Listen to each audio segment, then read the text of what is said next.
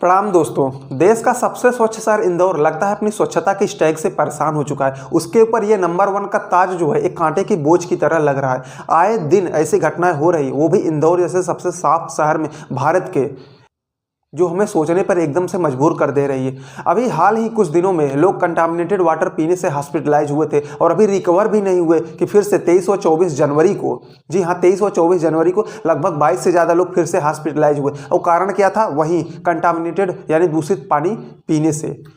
हमारे देश में गवर्नमेंट व एडमिनिस्ट्रेशन की अकाउंटेबिलिटी इस हद तक गिर चुकी है कि जिसका हम अंदाजा तक नहीं लगा सकते। लोग जिसे चुनकर भेजते हैं, जो जनता का रिप्रेजेंटेटिव होता है, वो साफ अपनी जिम्मेदारी लेने से मुकर जाता है। मीडिया के सामने घंटा जैसे स्लैंग वर्ड्स का प्रयोग किया जाता है, बजाय कि अकाउंटेबिलिटी लेने के, बजाय कि सुधार करने की। गलती पता नहीं उस मिनिस्टर की है या फिर उन चुनने वाले लोगों की जो कि ऐसे मिनिस्टर को चूज करके भेज रहे हैं। और जिस एडमिनिस्ट्रेशन के ऊपर, जिस अधिकारी के ऊपर अकाउंटेबिलिटी होती है कि लोगों की सुरक्षा को इंश्योर करे, उनका तो खैर कहना ही क्या। नोएडा में आपने उस टेक्नीशियन 27 साल के टेक्नीशियन की मौत की वारदात को जरूर सुना होगा, जो कि लगभग 2 घंटे तक उस पॉइंट में मदद के लिए गुहार लगाता रहा, लेकिन फिर भी कोई उसकी मदद के लिए सामने नहीं आया।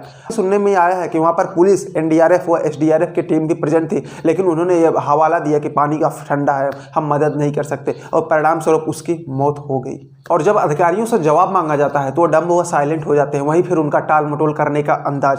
बात कुछ भी हो, लेकिन जान तो हमारी और आपकी जाती है। और गुजरात में जो वडोदरा ब्रिज कोलैप्स हुआ था, उसमें लगभग 20 से ज़्यादा जाने गई थी। ये एक महज हादसा नहीं, ये टोटली एक लापरवाही। हाँ, इस बात का हमें गम है, ये बात हमें दुखद है कि उसमें लगभग 20 से ज़्यादा लोगों की जान गई। लेकिन इससे भी ज़्यादा दुख की बात यह है कि इस घटना को टाला जा सकता है। लोगों ने लगभग कई दिन पहले ही अधिकारियों को अलर्ट किया था इसके बारे में, लेकिन उनकी आवाज़ों को आखिर सुनेगा कौन? क्यों भी सुने?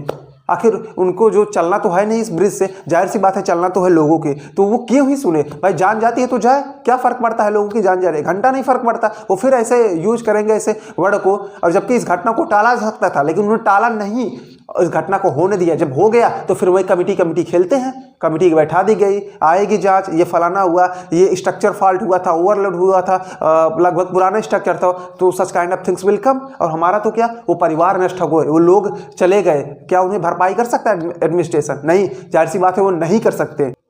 और लोगों को आखिर न्याय मिले तो कैसे मिले? जब डीजीपी साहब को रंगरेलियां मनाने से फुर्सत मिले तब तो ना वो लोगों को न्याय मिलेंगे, तब तो अपराधी पकड़े जाएंगे। वादे पर वादे, झूठे प्रचार और न जाने क्या किया। आखिर ये एक आम आदमी सहता जा रहा है, अपनी आवाज़ों को वो दबाता जा रहा है। कई तो असच्छा में जो बोल नहीं पाते, जो बोलते भी तब भी उनकी आवाज़ों को बंद किया जाता है। जब कभी अधिकारियों, सरकार के कानों में ये आवाज़ें पहुँच जाती है, तब भी उन पर कोई एक्शन ही नहीं लिया जाता। आखिर लोग मजबूर हो चुके हैं इन सब चीज़ों को, लेकिन उन पर कोई सुनने वाला है नहीं। और ये सब झेल रहे भारत की जनता। शायद वो सुधार करना नहीं चाहते, या फिर हम सुधार चाहते ही नहीं। आप बताएं कि आपकी क्या राय है। फिर मिलेंगे नए अपडेट के साथ।